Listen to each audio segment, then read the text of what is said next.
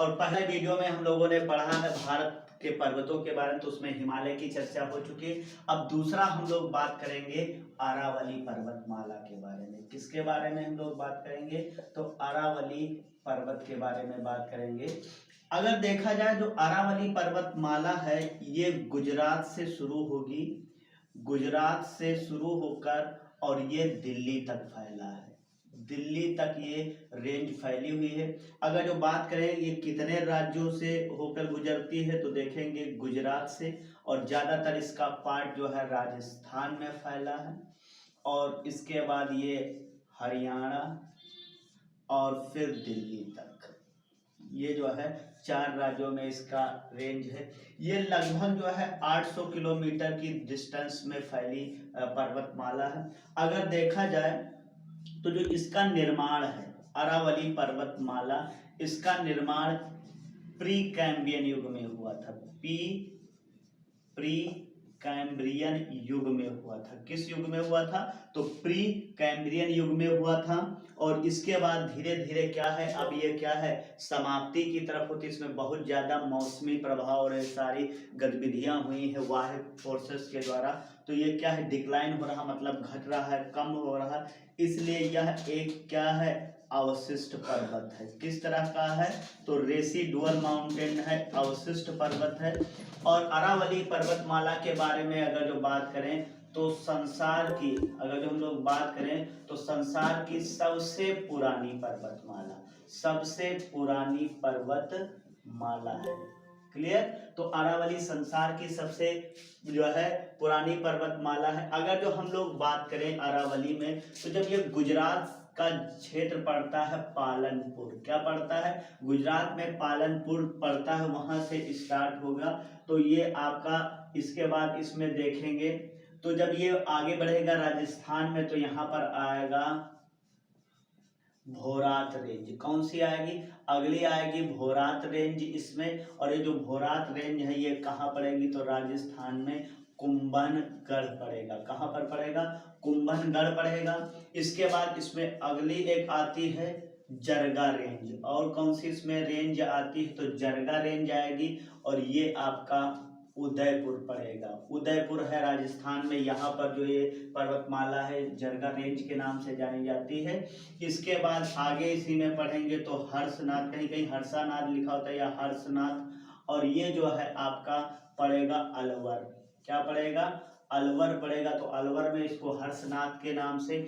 और फिर जब ये आएगी दिल्ली तो दिल्ली में इसको किस नाम से जाना जाता है? तो रायसीना हिल के नाम से जाना जाता है। क्लियर? और रायसीना जो हिल है ये कहाँ है? तो जो है अरावली को उत्तर में रायसीना हिल के नाम से जाना जाता है, अर्थात दिल्ली में इसको रायसीना हिल कहा जाता है। और इसी रायसीना हिल पर अगर जो बात किया जाए तो राष्ट्रपति भवन बना है। क्या बना है? राष्ट्रपति भवन बना है। तो जो है अरावली पर्वतमाला पर अगर ये पूछा जाए राष्ट्रपति भवन किस पर्वतमाला पर है, तो आपका नाम होगा अरावली। कभी कभी पार्टिकुलर रेंज की बात करेगा तो आपका आंसर हो जाएगा रायसीना हिल। तो ये रायसीना हिल पर जो है राष्ट्रपति भवन बना है। आगे हम लोग इसी अरावली पर्वतमाला में देखेंगे जो आपका ये अरावली पर्वतमाला है, तो जो ये आपका जरगा और हर्षा जो है नद ये है, तो जो है इनके बीच में एक पड़ता है माउंट आबू। क्या पड़ता है? माउंट आबू पड़ता है। और इसी माउंट आबू में देखा जाए तो एक पर्वत शिखर है, इसका नाम है गुरु शिखर। क्या नाम है? गुरु शिखर। इसकी ऊंचाई 1722 मीटर है। और यह जो गुरु शिखर है यह अरावली की सबसे ऊंची चोटी है। तो अरावली की सबसे ऊंची चोटी का नाम क्या है? गुरु शिखर है। क्लियर? इसी अगर जो माउंट आबू की बात करें तो इसी माउंट आबू में जो है दिलवाड़ा मंदिर है। क्या है? दिलवाड़ा जो है, तो दिलवाड़ा मंदिर कहाँ पर है आपका? तो माउंट आबू में है। ये जो है बहुत क्वेश्चन पूछा जाता है। और ये किससे समर्पित है? तो जैन धर्म को समर्पित है। यहाँ पर जो जैन धर्म तीर्थंकर हैं उनको समर्पित है ये। तो दिलवाड़ा मंदिर कहाँ पर है आपका? जैन धर्म में है। आगे बात किया जाए जो है इसी माउंट आबू में ही, ठीक। तो जैसे हम लोग आगे बढ़ेंगे इसी में माउंट आबू, तो यहाँ पड़ता है अजमेर, इसके किनारे क्या पड़ता है अजमेर। और आप जानते हैं कि अजमेर में क्या है ख्वाजा मोइनुद्दीन चिश्ती की दरगाह है। क्या है ख्वाजा मोइनुद्दीन चिश्ती की दरगाह है। क्लियर। आप लोगों ने एक और नाम सुना होगा इसी में हल्दी घाटी। क्या नाम सुना है हल्दी घाटी। और यहीं पर महाराणा प्रताप और अकबर की सेना के बीच युद्ध होता है 1576 में। तो हल्दी घाटी भी किसमें है तो इसी आपका अरावली पर्वतमाला में। फिर इसके बाद अगर जो बात किया जाए चित्तौड़, क्या बात किया जाए चित्तौड़, वो भी किसमें पड़ता है आपका इसी अरावली पर्वतमाला में पड़ता है। क्लियर है। आगे हम लोग बात करेंगे इसी अरावली पर्वतमाला के बारे में। अगर जो हम लोग देखें तो अरावली जो पर्वतमाला है इसी में एक बात और जानने वाली है कि पड़ता है राजस्थान में एक जिला, उसका नाम है झुंझुनू। क्या नाम है झुंझुनू जिला। हाँ, अगर जो गुरशिखर की कभी बात करें, जैसे हम लोगों ने अभी बात किया है गुरशिखर, ठीक, तो ये माउंट आबू में है और सबसे ऊंची चोटी है। क्या है सबसे ऊंची चोटी अरावली की है, 1722 इसकी ऊंचाई बताई गई थी। ये सिरोही जिले में है। किस जिले में है तो सिरोही जिले में स्थित है, सिरोही जिले में स्थित है। अरावली में आगे बात करेंगे तो ये झुंझुनू जिला है राजस्थान में। और इस झुंझुनू जिले में एक जो है अरावली पर्वतमाला में ही खेतड़ी की खान पाई जाती है। किसकी खान है खेतड़ी खान है। और ये कॉपर, ठीक, कॉपर के लिए जानी जाती है। कॉपर को क्या कहा जाता है हिंदी में तांबा कहते हैं। तो भारत में सबसे अगर देखा जाए बड़ी कॉपर की खान कहाँ है खेतड़ी की खान है। क्लियर। आगे बात करेंगे इसी में माउंट आबू से थोड़ा आगे और बढ़ेंगे तो इसी अरावली पर्वतमाला में एक आती है मकरान की खान। किसकी आती है मकरान की खान आती है। और मकरान की खान किस लिए फेमस है तो हम लोग देखेंगे कि जो मकरान की खान है ये संगमरमर पत्थर के लिए फेमस है। किसके लिए है संगमरमर जो है पत्थर के लिए प्रसिद्ध है। और संगमरमर पत्थर जो है आप देखेंगे तो जो है ताजमहल, जो ताजमहल वो किससे बना है इसी मकरान के संगमरमर के पत्थरों से बना हुआ है। ठीक। और फिर जब अंग्रेज आए तो उन्होंने कोलकाता में विक्टोरिया मेमोरियल बनाया था। क्या बनाया था विक्टोरिया मेमोरियल बनाया था। और उसमें भी क्या है इन्हीं पत्थरों का प्रयोग किया गया है। क्लियर। तो मकरान की खान भी क्या है इसी में अरावली पर्वतमाला में जो है फेमस। अब आगे देखेंगे कि जो अरावली पर्वतमाला है दरअसल तो अरावली पर्वतमाला के बारे में जानने वाली एक बात ये है कि जो अरावली पर्वतमाला है ये इसके पश्चिम में, अरावली पर्वतमाला के पश्चिम में, ठीक, थार का मरुस्थल फैला है। क्या फैला है थार का मरुस्थल फैला है। और थार का मरुस्थल जो अरावली पर्वतमाला है इस थार के मरुस्थल को पूर्वी भारत की तरफ बढ़ने से भी रोकती है। अगर ये अरावली पर्वत ना होता तो शायद अगर जो देखा जाए तो जो है ये इस जो है ये पूरा जो उत्तर आप देख रहे हैं पूर्वी भारत शायद धीरे धीरे मरुस्थल इधर फैलता रहता और ये सब एरिया डेजर्ट हो जाता। तो ये क्या करता है कि थार के मरुस्थल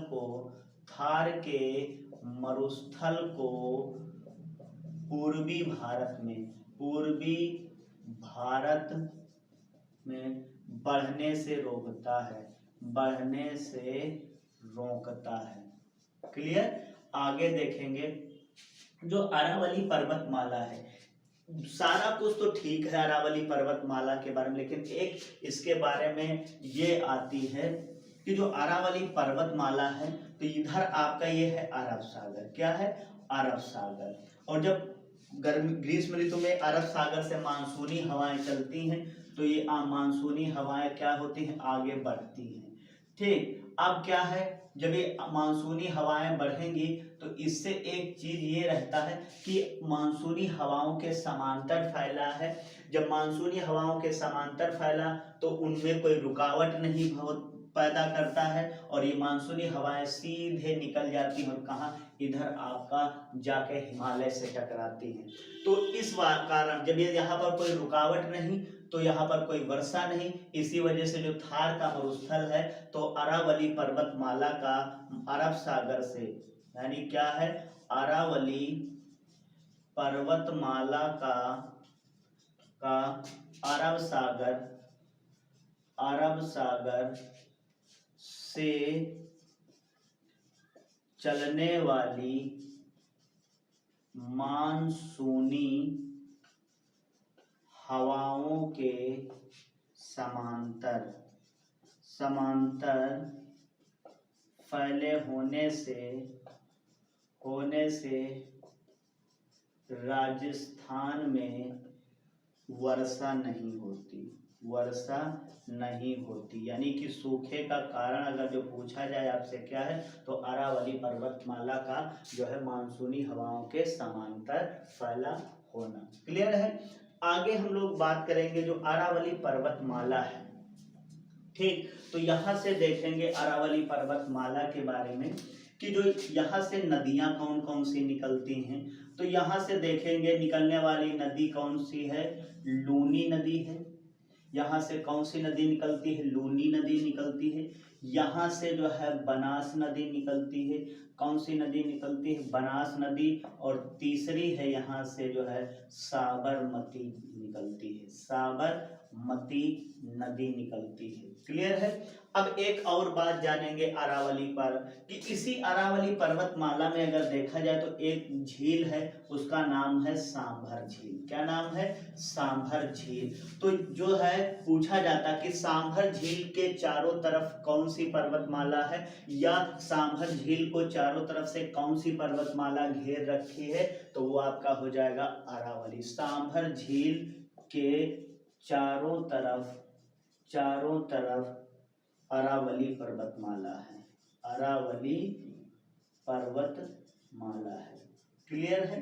तो सांभर झील के चारों तरफ कौन सी पर्वतमाला है, तो आपका आंसर हो जाएगा सांभर झील। क्लियर। इसके बाद है अगर देखा जाए तो एक खारे पानी की झील है सांभर, ठीक। आगे हम लोग बात करेंगे इसी में जो अरावली पर्वतमाला है, यहाँ से अगर हम लोग बात करें कि अरावली पर्वतमाला में कौन कौन सी जनजातियां पाई जाती हैं, तो उसमें देखेंगे तो अगर जो देखा जाए यहाँ पर एक जनजाति आती है मीणा। कौन सी जनजाति आती है, मीणा, ये राजस्थान की है। और फिर सहारिया, ये भी राजस्थान की है।